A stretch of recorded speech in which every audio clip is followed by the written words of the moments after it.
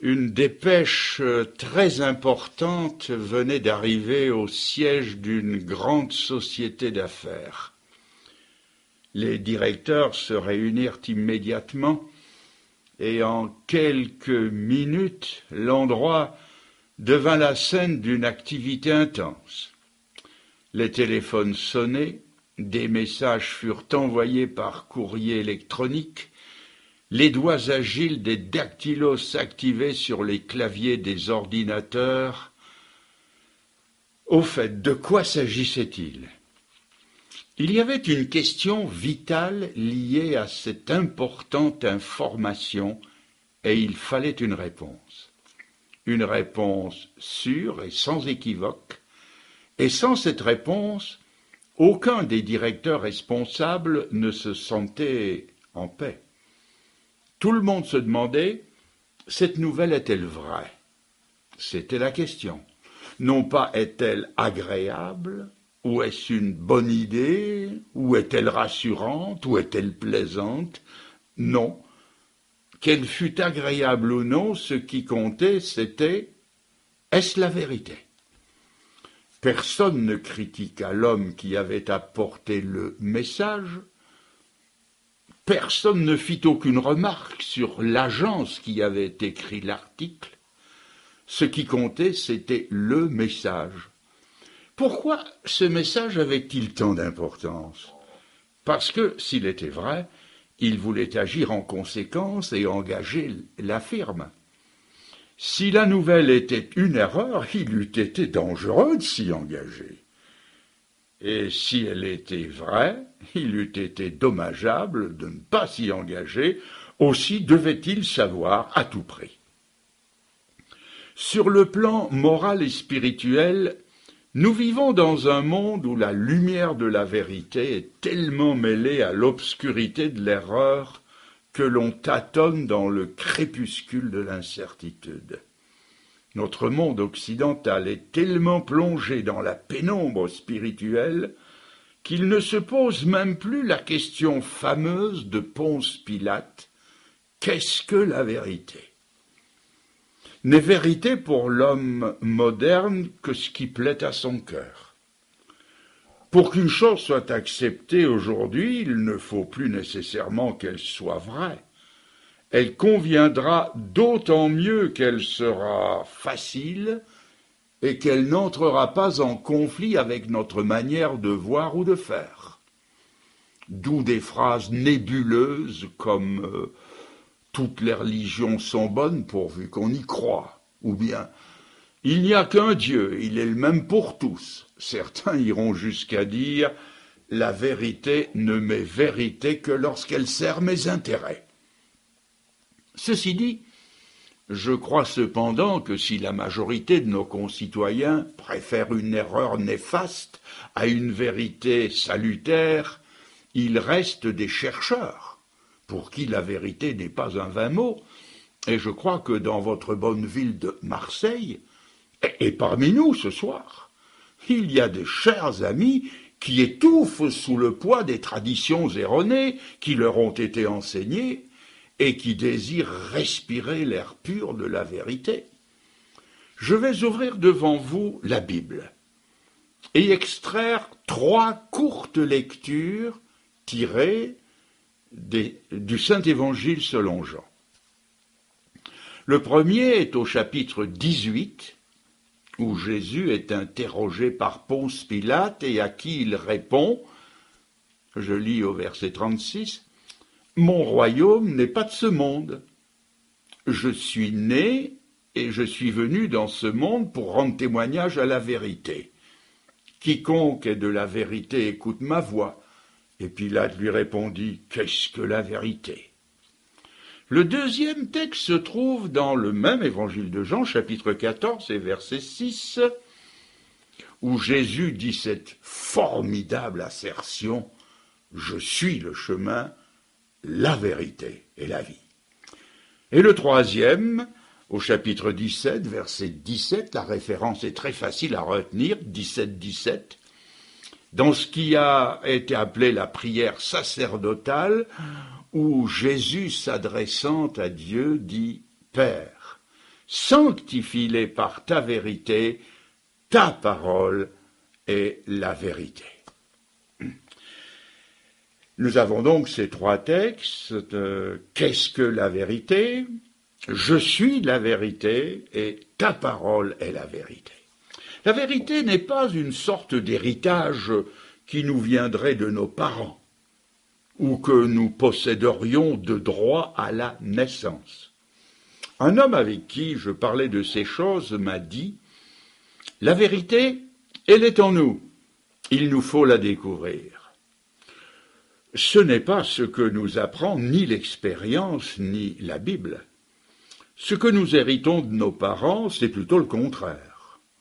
Le roi David l'avait bien compris après son terrible péché d'adultère, doublé de meurtre et de fourberie.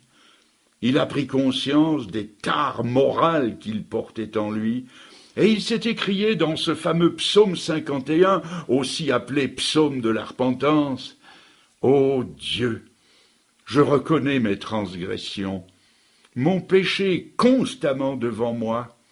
Tu veux que la vérité soit au fond du cœur, mais voici, je suis né dans l'iniquité, et ma mère m'a conçu dans le péché.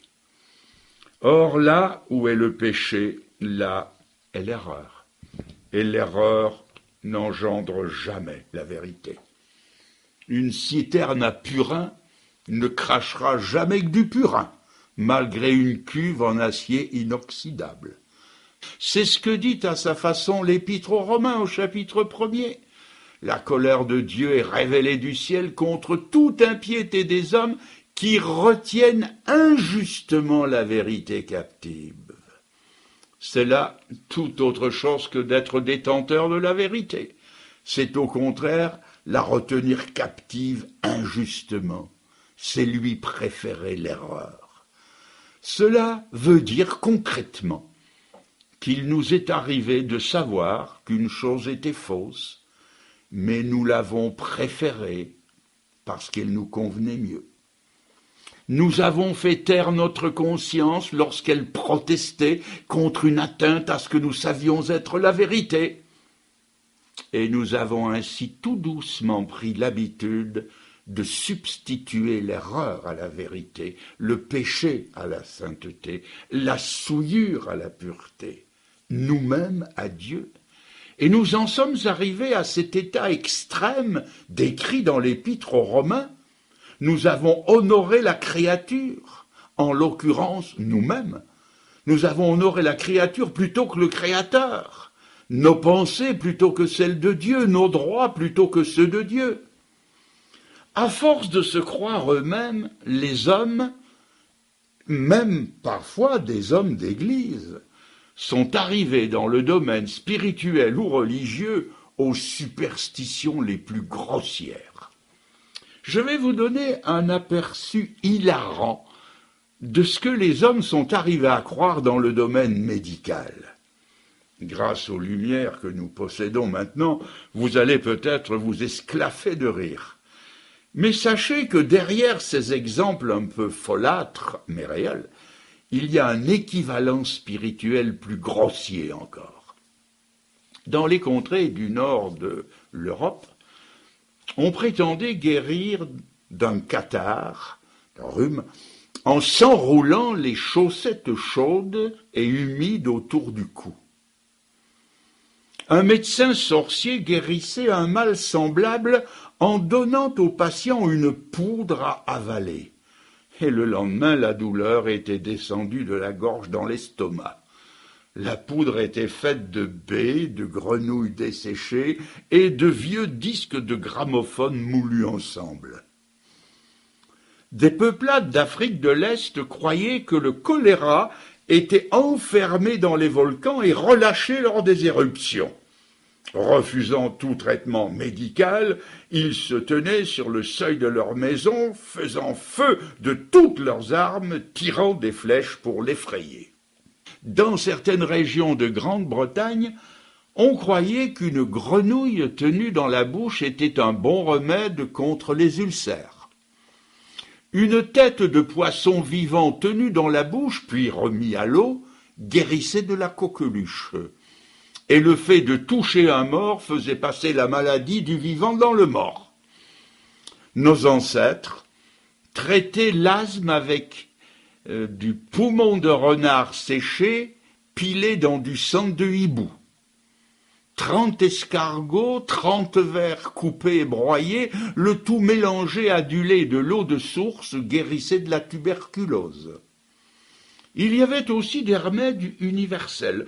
Un philosophe grec avait foi dans l'application externe des feuilles de chou pour toute indisposition. Un autre praticien d'il y a 2000 ans avait élaboré un remède composé de 62 ingrédients qui étaient supposés tout guérir et qui ne guérissaient rien. Vous plaignez ces pauvres gens qui n'avaient que ces vérités, entre guillemets, vérités médicales pour se soigner. Mais dites-moi, à quelle autre vérité, elles aussi, entre guillemets, croyez-vous pour le salut éternel de votre âme?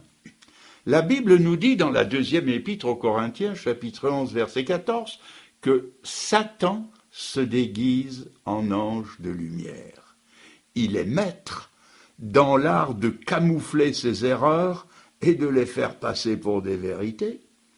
Ceux qui ont ajouté foi au remède que je viens de décrire n'ont pas été effleurés par le moindre doute.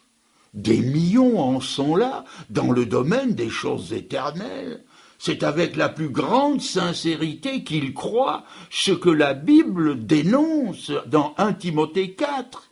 Il appelle cela des contes de vieilles femmes. Et la Bible conseille de les repousser. Il faut maintenant poser la question, mais comment distinguer le vrai du faux? Certains croient que la vérité se trouve dans les miracles. C'est ce que certains affirment. Les miracles sont pour eux le seul critère de vérité. Là où est le miracle, là est la vérité. Mais en sommes-nous si sûrs? Car si la vérité se découvre dans les miracles, la question se pose, oui, mais quels miracles? Les vrais ou les faux?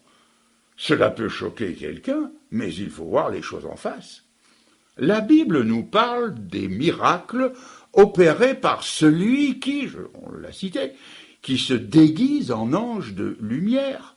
En voici un exemple bien connu tiré des Saintes Écritures. Quand, dans le livre de l'Exode, Moïse se présenta devant le Pharaon avec la mission de faire sortir le peuple d'Égypte, il crut le convaincre en faisant devant lui un miracle qui devait authentifier sa mission. Il jeta par terre son bâton qui se tortilla et devint un serpent. C'était là l'indiscutable miracle de Dieu. Imperturbable, le Pharaon fit venir ses magiciens. Il est écrit: eux aussi en firent autant par leurs enchantements. Ils jetèrent tous leurs verges et elles devinrent des serpents. Répondons honnêtement à 2 questions. De qui venait le miracle fait par Moïse? De qui? Bien sûr, de Dieu. Maintenant, de qui venait le même miracle fait par les magiciens? De qui?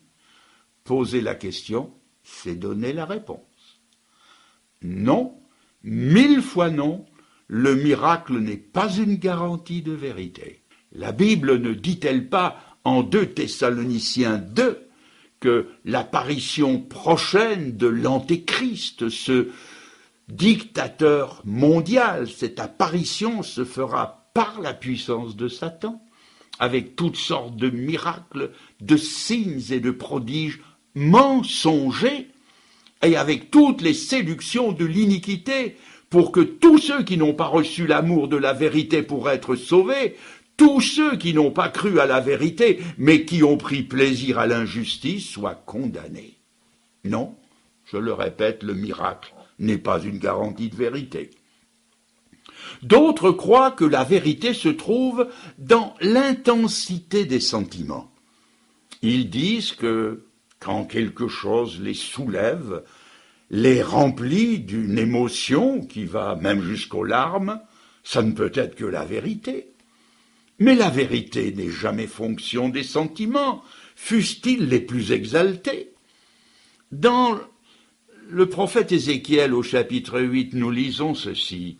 « Dieu me conduisit à l'entrée de la porte de la maison de l'Éternel, et voici, il y avait là des femmes assises qui pleuraient Tammuz. Et il me dit, tu verras encore d'autres abominations plus grandes que celle-là. » Or, Tammuz était une divinité phénicienne, correspondant à l'Adonis des Grecs. La vénération de ces femmes et leur amour pour ce qu'elles croyaient être la vérité était telle qu'elles atteignaient une extase mystique qui leur arrachait des larmes. Et Dieu qualifie cette scène d'une expression terrible. C'est une abomination. D'autres croient que la vérité réside non pas seulement dans les miracles ou dans les sentiments, mais dans les choses qu'ils ont expérimentées. Pour eux, l'expérience serait synonyme de vérité. Dans le prophète Jérémie, on découvre au chapitre 44 que l'expérience la plus probante peut être en contradiction avec la vérité. À partir du verset 15 de ce chapitre 44, on lit ceci. « Tous les hommes qui savaient que leurs femmes offraient de l'encens à d'autres dieux, et toutes les femmes qui se trouvaient là en grand nombre répondirent à Jérémie. « Nous ne t'obéirons en rien de ce que tu nous dis au nom de l'Éternel. Nous voulons agir comme l'a déclaré notre bouche, offrir de l'encens à la reine du ciel, et lui faire des libations comme l'ont fait nos pères, nos rois et nos chefs. Alors nous avions du pain pour nous rassasier.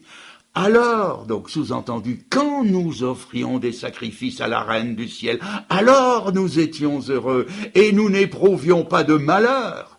Et depuis que nous avons cessé d'offrir de l'encens à la reine du ciel et de lui faire des libations, nous avons manqué de tout et nous avons été consumés par l'épée et par la famine. » Pour des raisons qui me prendraient trop de temps à expliquer, ces femmes justifiaient leur abominable conduite religieuse par l'expérience.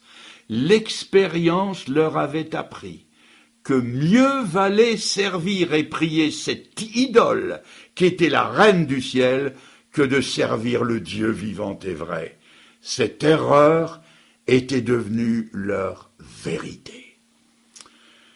Si bien que la question se pose une nouvelle fois, où donc trouver la vérité? Je pose une question. Où iriez-vous pour être sûr d'avoir des billets de banque authentiques au-delà de tout doute? Eh bien, simplement, allez là où la contrefaçon n'est pas possible, à la source, là où on les fabrique, à la Banque nationale. Si vous attendez d'en recevoir en millième main, vous augmentez le risque d'en avoir des faux, et même s'ils sont bien imités, ils sont faux. Dans le domaine du salut, il n'y a qu'une vérité authentique, celle dont l'apôtre Pierre parlait en ces termes. Sous le ciel, il ne nous a été donné aucun autre nom par lequel il nous faille être sauvés. Et c'est le nom de Jésus. C'est lui, Jésus, le porteur de ce nom, qui a dit en parlant des Saintes Écritures, « Ta parole est la vérité ». Je répète, ta parole, la Bible, est la vérité. La vérité, elle est contenue et révélée dans un livre, celui qui est le plus répandu dans le monde, celui que je tiens en main, la Bible. Je vous recommande, si vous le pouvez, Je vous recommande de vous procurer une étude qui est maintenant mise sur CD. C'est une de mes conférences intitulée « Pourquoi je crois à la Bible ». J'y développe 7 raisons d'ordre scientifique, historique, archéologique, prophétiques et autres, qui m'ont amené à croire que la Bible est indiscutablement d'inspiration divine. Ce grand chrétien, homme de Dieu, qui a été le docteur Meyer, lors d'une visite aux États-Unis, avait pris le train pour Chicago. C'était un assez long voyage. Il avait une Bible sur un genou et un indicateur des chemins de fer sur l'autre. Un homme entra dans le compartiment et, apercevant la Bible, il fit cette remarque. « Je pense que votre vieux livre est démodé. » Que voulez-vous dire ? Vous savez que l'Ancien Testament est composé d'un tas d'histoires, de traditions, que nous pourrions bien appeler folkloriques, et que le Nouveau Testament accepte le tout. Le docteur Meyer répondit, « Écoutez, quand j'ai quitté le dépôt ce matin, j'ai acheté cet indicateur. Je ne sais pas qui l'a arrangé, qui l'a imprimé, mais voici 4 heures que je l'observe et je le mets à l'épreuve. J'ai découvert que la liste des arrêts et l'horaire correspondent exactement à l'itinéraire que je suis. Je commence à croire cet indicateur et je sens que s'il s'est vérifié exact dans le trajet parcouru, je peux me fier à lui jusqu'à Chicago. » L'autre voyageur ne répondit pas et le docteur Meyer continua. « Ce vieux livre, comme vous l'appelez, a été éprouvé par d'innombrables millions. Je l'ai éprouvé moi-même depuis mon enfance. Prenez ces prophéties, elles se sont toutes accomplies. C'est l'indicateur du pèlerinage humain. Et si vous le mettiez à l'épreuve, comme je l'ai fait toute ma vie, vous vous confieriez en lui jusqu'au bout, et vous sauriez avec certitude que vous atteindrez votre destination prévue. » Et c'est Victor Hugo qui a dit « Il est un livre qui contient toute la sagesse humaine, éclairée par toute la sagesse divine, et ce livre, c'est la Bible. » Mais de quelle vérité s'agit-il, demandera peut-être quelqu'un. La Bible nous révèle Jésus-Christ, qui a dit en parlant de lui-même cette formidable prétention qui aurait été un blasphème dans la bouche de n'importe qui d'autre. « Je suis la vérité, et nul ne vient au Père que par moi. » Tout l'Ancien Testament a pour but de préparer la venue du Fils de Dieu. Le récit de la création, le déluge, l'histoire des peuples en relation avec la nation juive, les prophéties à court, moyen et long terme sont autant de coups de pinceau qui forment l'arrière-plan, le décor de la toile et le portrait sur lequel tout à coup, avec le Nouveau Testament, apparaît la personne unique du Fils de Dieu qui est la vérité incarnée annoncée par les prophètes. Voici une succession de textes qui nous en parlent. Les 3 dans l'évangile de Jean. Au chapitre 1er, verset 14, la parole a été faite chair, elle a habité parmi nous pleine de grâce et de vérité. Chapitre 1, verset 17, la loi a été donnée par Moïse, la grâce et la vérité sont venues par Jésus-Christ. Et troisièmement, Jean 14, verset 6, Jésus dit « Je suis la vérité », ou comme une autre version le met, « Moi, je suis la vérité ».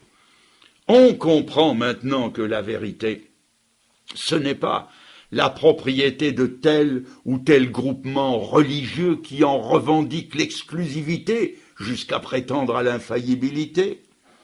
La vérité, c'est une personne qui correspond à la Sainte Écriture, elle-même appelée la vérité.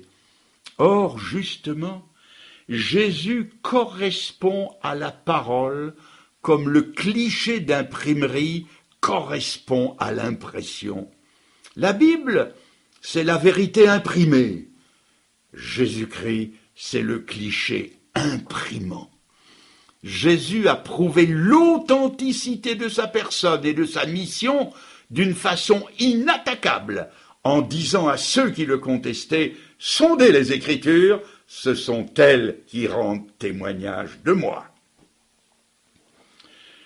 Une autre question soulevée à présent, soulevée par beaucoup, mais qu'a-t-elle fait pour moi, cette vérité ? Que peut-elle m'apporter pour ma vie de tous les jours ? Et comment puis-je me l'approprier d'une façon personnelle ? Au verset 10 du psaume 85, on lit ceci. « La bonté et la vérité se sont rencontrées, la justice et la paix se sont entrebaisées. » Ce verset nous met en présence de deux données irréductiblement opposées comme l'eau et le feu. D'un côté, la justice et la vérité qui réclament leurs droits. De l'autre côté, la bonté et la paix qui ne peuvent pas satisfaire les deux premières. Bonté, amour et paix, c'est de la littérature. C'est bon pour être mis en chanson. La justice et la vérité ont des exigences imprescriptibles. Elles ont un droit de priorité sur les deux autres. On ne peut pas, mes amis, on ne peut pas être bon au détriment de ce qui est vrai et juste.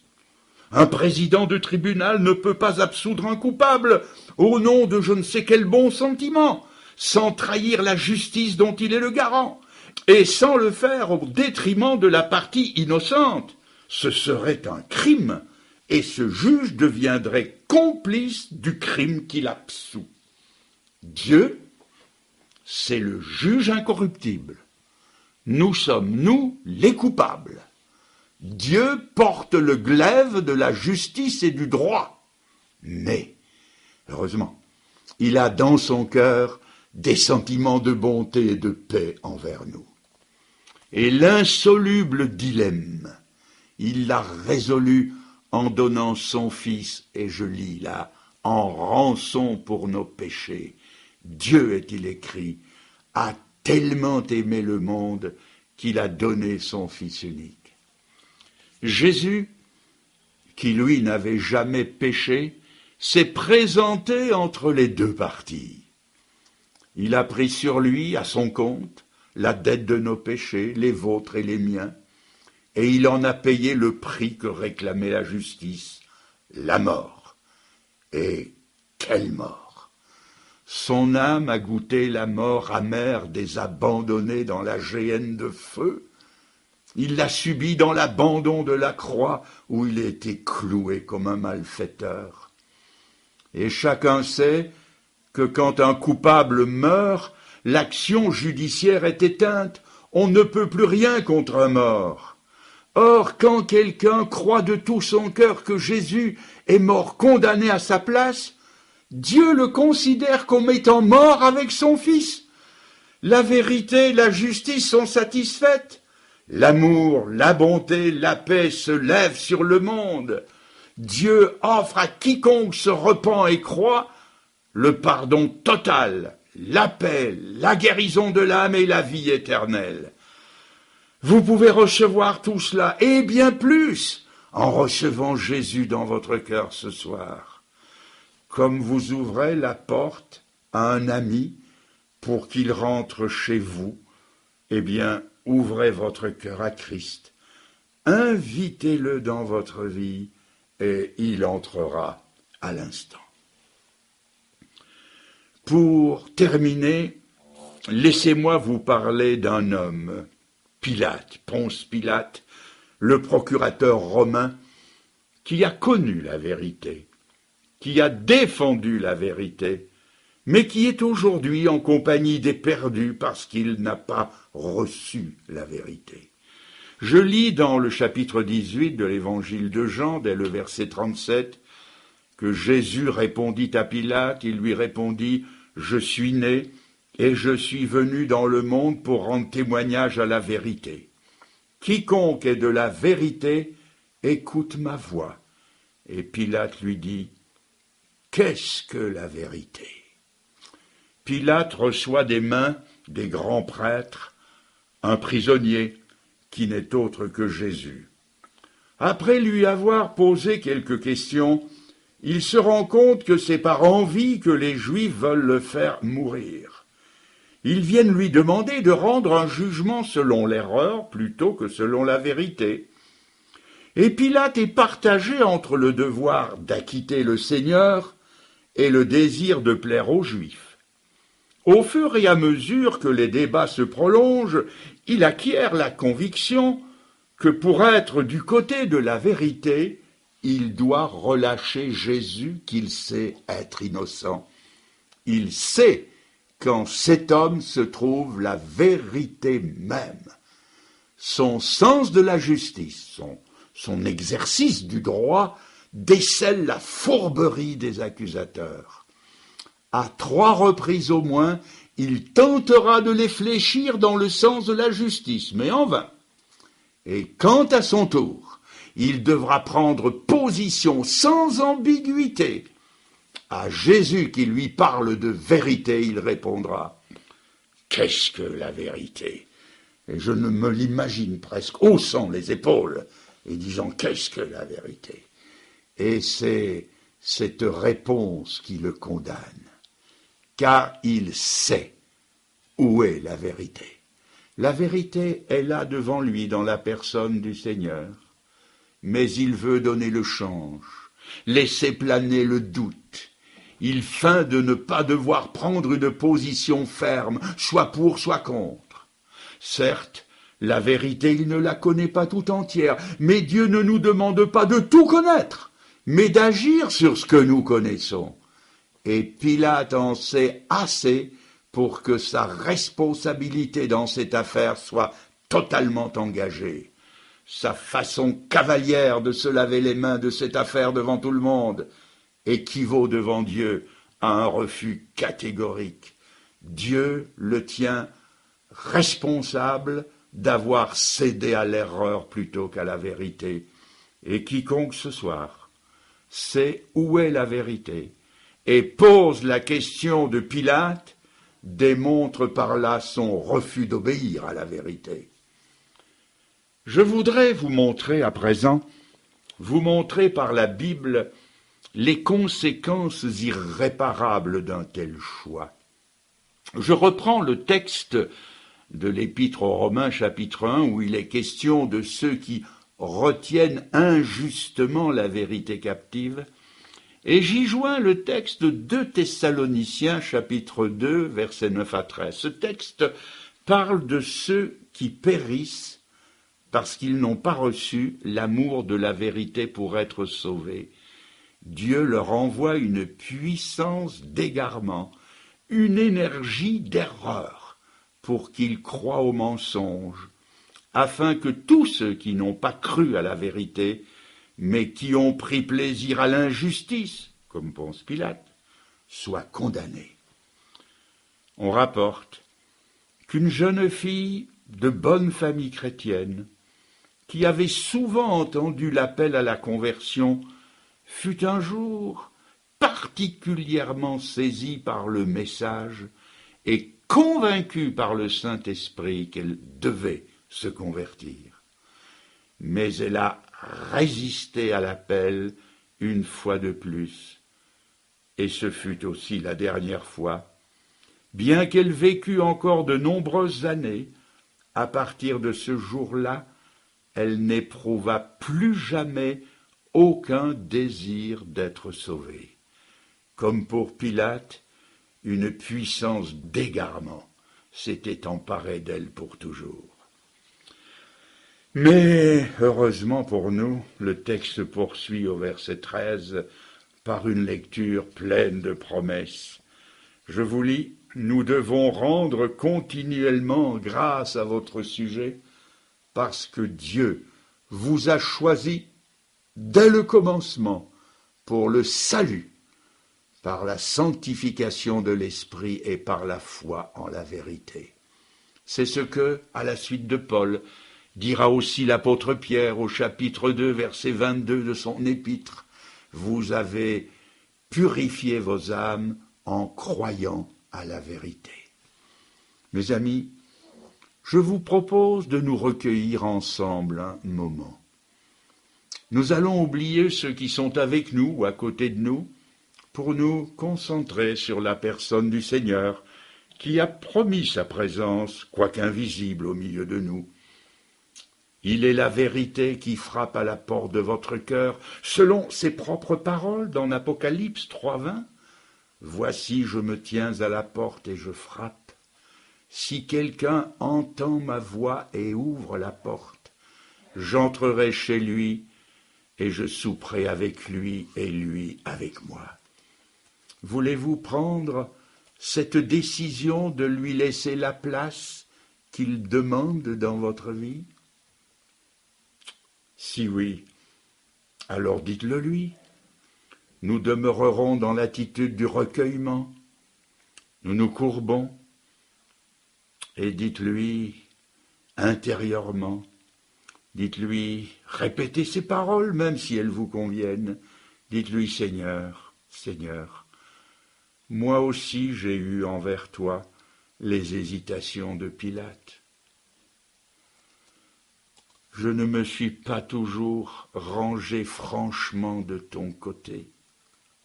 Dites-le lui, Seigneur, je t'ai laissé à la porte de ma vie. Je te demande pardon. J'ai entendu ton appel ce soir et je te laisse entrer dans mon cœur. Dites-le lui, je te laisse entrer dans mon cœur. Ô Dieu de vérité, je me range résolument de ton côté. Dites-lui, je crois qu'en ton Fils est la vérité et la vie éternelle, et je me donne à lui sans réserve ce soir. Je me donne à lui sans réserve et sans retour ce soir.